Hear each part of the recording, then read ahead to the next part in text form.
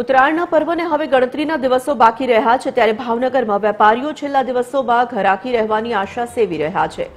જોકે આ વર્ષે પતંગ દોરીના ભાવમાં સામાન્ય 50 રૂપિયાનો વધારો જોવા મળ્યો છે, છતાં પણ બજારોમાં પતંગ રસિકો ખરીદી કરતા જોવા મળી રહ્યા છે।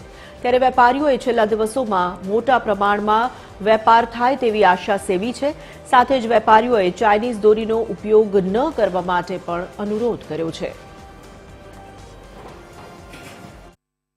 આ વ્યવસાયમાં હું 25 વર્ષથી જોડાયેલો છું અને પરિસ્થિતિનું જોવું તો હજી મંદી જેવું ચાલે છે।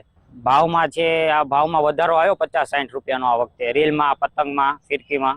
મારી પાસે બધી જાતના વેરાયટી ખંભાતી, બરેલી પતંગ છે અને અમારી પોતાની ફિરકી છે ને રીલ બધી અલગ, બધી જાતના કંપનીના રીલ ઓરિજિનલ મળશે। ભાવમાં સ્કેલે 15 થી 20% વધારો આવ્યો છે અને ગ્રાહકી સારી છે।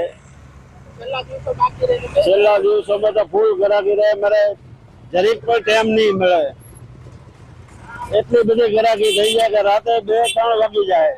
ઉત્તરાયણ પર્વ નજીક આવતાની સાથે જ પતંગ રસિકો છે તેમાં અનેરો ઉત્સાહ જોવા મળી રહ્યો છે। ખાસ વાત કરીએ તો ભાવનગર શહેરમાં અનેક વિસ્તારોમાં પતંગ માંજો જે પાવાવાળા છે તે વેપારીઓ દ્વારા હાલ નિયમિતપણે પોતાનો જે વેપાર વ્યવસાય છે તે શરૂ કરી દેવામાં આવ્યો છે। વાત કરીએ તો જે છેલ્લા દિવસોમાં વેપારીઓને જે ગ્રાહકી નીકળતી હોય છે ત્યારે હાલ જોવા જઈએ તો ભાવનગર શહેરમાં આજે પતંગ ઉત્સવ છે, જે ઉત્તરાયણ છે તે પૂર્વે પહેલો જે છેલ્લો શનિવાર હોય ત્યારે પતંગ રસિકો છે તે રીલ પાવા માટે જોવા મળી રહ્યા છે। ખાસ જે પ્રકારે વાત કરીએ તો ભાવનગરમાં વેપારીઓ છે તે ચાઇનીઝ દોરીથી દૂર રહેવા લોકોને અનુરોધ કરી રહ્યા છે। ચાઇનીઝ દોરીનો વેચાણ કરવું કે પછી ઉપયોગ કરવો તેને લઈને લોકોને અને પશુ પક્ષીઓને નુકસાન પહોંચે છે, ત્યારે વેપારીઓ દ્વારા આ પ્રકારે કોઈ પણ પ્રકારે ચાઇનીઝ દોરીનો ઉપયોગ ન કરવો કે ચાઇનીઝ દોરી ન વાપરવી તેવો પણ અનુરોધ કરવામાં આવી રહ્યો છે। બીજી તરફ વાત કરીએ તો જે પ્રકારે પતંગ રીલના જે ભાવ છે તેમાં 5-10% વધારો જોવા મળી રહ્યો છે, પરંતુ પતંગ રસિકોનો જે ઉત્સાહ છે તે યથાવત જોવા મળી રહ્યો છે અને હાલ આ વર્ષે જે મકર સંક્રાંતિને લઈને